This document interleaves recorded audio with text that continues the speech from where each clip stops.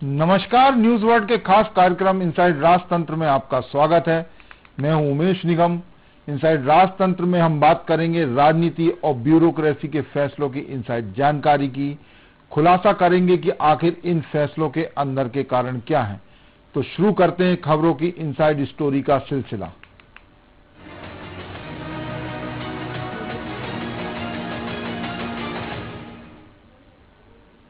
प्रदेश की सरकार के कामकाज और योजनाओं की जमीनी हकीकत जानने के लिए रिसर्च स्कॉलर की मदद ली जाएगी। ये काम राज्य सरकार का अटल बिहारी वाजपेयी सुशासन संस्थान करवा रहा है। इसके लिए इस संस्थान ने सीएम युवा प्रोफेशनल्स CMYPD प्रोग्राम बनाया है। इस प्रोग्राम के तहत अटल बिहारी वाजपेयी सुशासन संस्थान हर जिले में एक रिसर्च स्कॉलर और मुख्यालय में 6 सलाहकार रखेगी। इन रिसर्च स्कॉलर की मदद से हर जिले से मिलने वाली सरकार के कामकाज की परफॉर्मेंस के आधार पर अटल बिहारी वाजपेयी सुशासन संस्थान राज्य सरकार के वास्ते जनहितैषी नई नीतियां तैयार करेगा। सीएम युवा प्रोफेशनल्स में चयनित युवाओं को ग्राम व जिला स्तर पर योजना लागू कराने, विकास कार्यक्रमों का मूल्यांकन, योजनाओं को लागू कराने की प्रक्रिया में सुधार कराने सहित विभिन्न कार्यक्रमों में भाग लेने का अवसर मिलेगा। ये युवा प्रोफेशनल्स दूर दराज के ग्रामों तक पहुंचकर सरकार की विभिन्न योजनाओं के बारे में डाटा तैयार करेंगे। इस डाटा से अटल बिहारी वाजपेयी सुशासन संस्थान के इम्पैक्ट वैल्यूएशन में सहयोग मिलेगा। ये युवा आगे चलकर नीति विश्लेषण की भूमिका निभाएंगे। युवाओं के माध्यम से प्रदेश भर में स्वास्थ्य, शिक्षा, ग्रामीण विकास, सामाजिक सुरक्षा, कानून व्यवस्था, बाल पोषण में सुधार, सार्वजनिक सेवा वितरण की गुणवत्ता और प्रभावशीलता में सुधार की नीतियां तैयार की जा सकेंगी। जिले में तैनात होने वाले रिसर्च स्कॉलर 18 से 32 साल आयु के चयनित युवा स्कॉलर बनेंगे। इनमें जो स्कॉलर बनेंगे उन्हें 50,000 रुपए मासिक मानदेय दिया जाएगा, जबकि मुख्यालय में रहने वाले 6 सलाहकार 25 से 40 वर्ष आयु के होंगे। इन्हें 60,000 मासिक मानदेय दिया जाएगा। पिछली भाजपा की सरकार में ऐसे ही रिसर्च स्कॉलर ने वनाधिकार अधिनियम के मामले में रिसर्च किया था। माना जा रहा है कि इस टीम ने सरकार की परफॉर्मेंस की रिपोर्ट देने के साथ विधानसभा चुनाव का फीडबैक भी दिया था। इस बार भी विधानसभा चुनाव में करीब 2 साल बचे हैं। इसके पहले यूथ टीम उतारी जा रही है। सरकार का ये एक अभिनव प्रयास है जिसमें युवाओं को गांव-गांव में भेजा जाएगा। ये गांव में भी रहेंगे और शहरी क्षेत्रों में भी रहेंगे। ये जो सरकार की योजनाएं चल रही हैं उसके बारे में जनता से पूछेंगे, उसकी पूरा फीडबैक लेंगे और वो फीडबैक लेके उसकी रिपोर्ट तैयार करेंगे और रिपोर्ट को अटल बिहारी सुशासन संस्थान में दिया जाएगा। वहां इस रिपोर्ट के आधार पर पूरी अध्ययन करके नई योजनाओं को तैयार करने में मदद मिलेगी।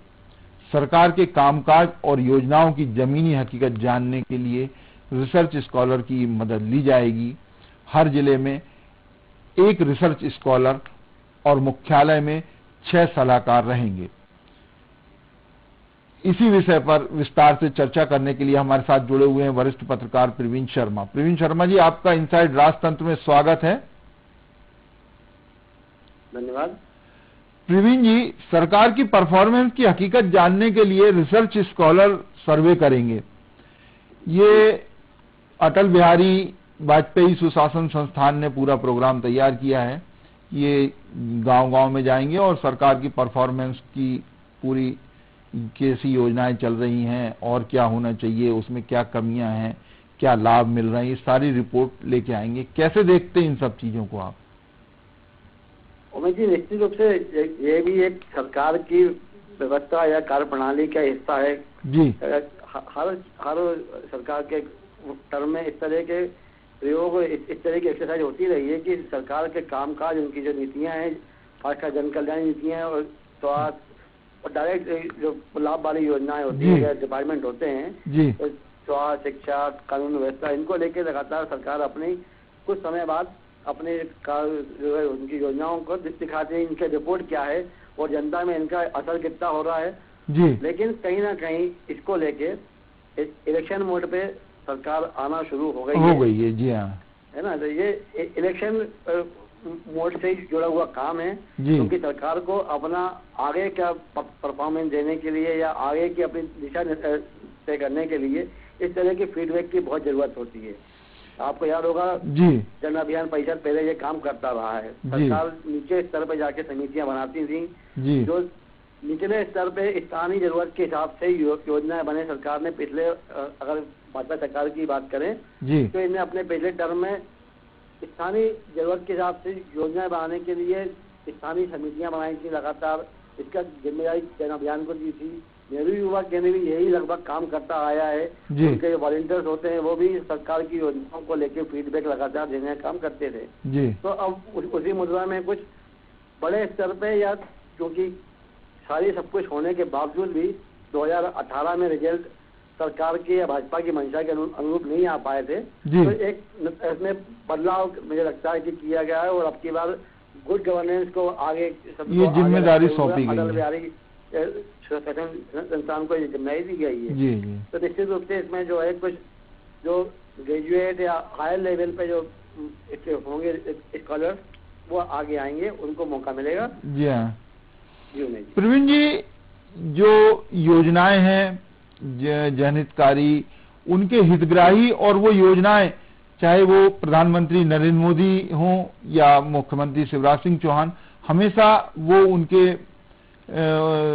उसमें रहे हैं कि उनको प्रमुखता दी जाए और उनसे पूछा जाए। हम चाहे वो चुनाव की बात हो या सरकार में भी हो, तो हमेशा हितग्राहियों को वो आगे करके रखते हैं योजनाओं में, और किनको लाभ मिला है और किनको लाभ मिल सकता है। ये सारी चीजें चुनाव प्रचार में भी ये सब काम आती हैं। वो जो योजनाओं के हितग्राही हैं उनको ही उसमें सामने रखते हैं। तो ऐसे में जो अटल बिहारी वाजपेयी संस्थान ये जो सर्वे करवा रहा है और परफॉर्मेंस की पूरी रिपोर्ट तैयार करवा रहा है, इसके आधार पे जो उनकी प्लानिंग है कि फ्यूचर में जो नई योजनाएं बनेंगी और सरकार में जो कुछ नई योजनाएं बनाना है या क्या जरूरत है, क्योंकि ये जरूरत भी लेके आएंगे कि ग्रामीणों में क्या और नई चीजें चाहिए या जो योजना है उसमें क्या कमी है। तो ये एक अच्छा प्रयास है, क्योंकि मुख्यमंत्री शिवराज सिंह चौहान ने अटल बिहारी सुशासन संस्थान का स्वरूप बदला। पहले वहां नई योजनाओं को बनाने का काम नहीं था, वो नीति आयोग जैसा चाहते थे, तो वो बदल के अब लग रहा है कि उस दिशा में कदम बढ़ रहे हैं। आपको लग रहा है ऐसा? निश्चित रूप से जो ये अगर जो खाका बनाया है, जो पूरी योजना विस्तार से आपने बताई है, अगर उस लहजे में, उस अंदाज में गुड गवर्नेंस स्कूल अगर आगे जाता है, मैदान में उतरता है, तो इससे उनके जो योजना है, उनका जो खाका बनाते आए हैं अभी तक, वो उसमें आने वाले समय में बदलाव दिखाई देगा। और खासकर जो गाँवों की जरूरत है, ग्राउंड लेवल पे जाके स्कॉलर जब जाएंगे, रिसर्च करेंगे, तो ग्राउंड लेवल पे जो भी जरूरतें हैं वो भी सामने आएंगी और उनका असर नीति बनेंगी, आगे योजनाएं बनेंगी, उन पे भी दिखाई देगा। निश्चित रूप से एक कदम अच्छा हो सकता है सरकार का कि वहां तक पहुंच बनेगी। और ग्राउंड लेवल पे क्या डिमांड आ रही है, जो आज भी सरकार की योजनाएं चल रही हैं, हर क्षेत्र में चल रही हैं, लेकिन उसका जो टारगेट होता है, जो उसका लक्ष्य होता है, वहां तक लाभ नहीं मिल पा रहा है। आप देखेंगे पूरी पार्टी को पिछले 1.5 साल से लगाया हुआ है, हितग्राही सम्मेलन लगातार हर जिले में हो रहे हैं। चाहे वो केंद्र की योजनाओं के हितग्राही हो, चाहे सरकार की योजनाओं के, है ना। पूरे संगठन स्तर पे इसको लगाया गया है इनको कि आप हितग्राहियों के बीच में जाएं, उनको जोड़ें, उनको मंच पे लेके आएं, उनका सम्मान करें। तो निश्चित रूप से जो आपने बात कही कि जो हितग्राही उनके संपर्क में रहते हैं, हितग्राही संपर्क लगातार बना हुआ है, लेकिन फिर भी जो है कहीं ना कहीं आंकड़ों में खेल होता रहता है, फाइलों में दिखता रहता है। ये शिकायतें भी लगातार मंत्रालय तक पहुंचती हैं, हर कार्यकर्ता इसकी शिकायत लेके पहुंचता है। तो अब गुड गवर्नेंस स्कूल आगे आएगा तो निश्चित रूप से जो आने हमारी योजनाएं हैं और अगले 2023 को देखते हुए जो योजनाएं बनना है, अगले साल से ही उनका खाका खींचना शुरू हो जाएगा। तो उन योजनाओं में भी इस रिसर्च का कहीं ना कहीं असर नजर आएगा और इसका लाभ युवाओं को ज्यादा मिलेगा, ऐसा मुझे लगता है। जी प्रवीण जी, ऐसा कई बार देखा गया है कि बहुत सारी योजनाएं ऐसी चली, बहुत सारे सर्वे हुए, नीचे तक कराए गए, फीडबैक आया, लेकिन उस फीडबैक का जो सरकार को या जो जिम्मेदार लोग हैं उनको आगे उस दिशा में काम करना चाहिए कि जिस तरह का फीडबैक आया उसके हिसाब से योजनाओं में सुधार किया जाए, संशोधन किया जाए, लोगों को ज्यादा से ज्यादा सुविधाएं मिली। तो फीडबैक का उतना अभी तक तो नहीं देखा गया, तो आने वाले इसमें जो ये कदम उठाया है, इसमें लगता है कि फीडबैक जो नीचे से लिया जा रहेगा और उसमें कहीं कोई कारगर कदम उठेंगे जिससे जो आम नागरिक है, ग्रामीण है, उसको लाभ मिल सके। उमेश जी, इसमें कहीं ना कहीं मॉनिटरिंग की एक कमी जो है लगातार सामने आ जाती है कि आप योजना बना के भेज देते हैं, आप जो है जिले के अधिकारी अपने एक फिक्स फार्मूले पे काम करते हुए, चाहे योजना कितनी भी जरूरी हो, कितने नीचे स्तर पर जुड़ी हुई हो, उसमें वो अपने आंकड़े भर के जो यहाँ प्रेजेंटेशन कर देते हैं, जो अपने रिपोर्ट बना के भेज देते हैं, उस रिपोर्ट की हकीकत जानने के लिए क्रॉस चेक करने की व्यवस्था सरकारी व्यवस्था में अभी तक नजर नहीं आ रही, मध्य प्रदेश में खासकर। तो उसका नुकसान उठाना पड़ता है। जो फीडबैक आते हैं उसमें से उसका प्रायोरिटी किन चीज को मिलना चाहिए, वो प्रायोरिटी डिसाइड नहीं हो पाती है। मंत्रालय में बैठे अधिकारी भी जो नीचे से आती है पूरा रिपोर्ट, उसको उठा के उसके आधार पे उन आंकड़ों को देखते हुए केवल योजनाओं को स्वरूप दे दिया जाता है। उससे कितने लोग लाभान्वित होंगे या टारगेट उसका क्या होना चाहिए, यहाँ डिसाइड होगा। तो मुझे लगता है एक लगातार मॉनिटरिंग की भी जरूरत है कि जो आई है उसको क्रॉस चेक किया जाए कि ये वास्तव में जो गांव लेवल तक बात हो रही है लाभ देने की, तो वहां तक लाभ पहुंच रहा है कि नहीं पहुंच रहा, या वहां वास्तव में इन चीजों की जरूरत है कि नहीं है। मंत्रालय स्तर पे इसकी मॉनिटरिंग होना जरूरी है और जिसका फॉलोअप लिया जाए कि जो हो रहा है वो ठीक हो रहा है या नहीं हो रहा है, या क्या कमी है तो उसमें कैसे दूर की जाए। बिल्कुल, आप देखें ग्राम पंचायतों में भवन तो बन जाते हैं। अब जैसे शुष्क शौचालय की बात की जाए, शुष्क शौचालय पूरे प्रदेश में गांव-गांव आपने बनवा दिए, लेकिन पानी की व्यवस्था नहीं करी जी।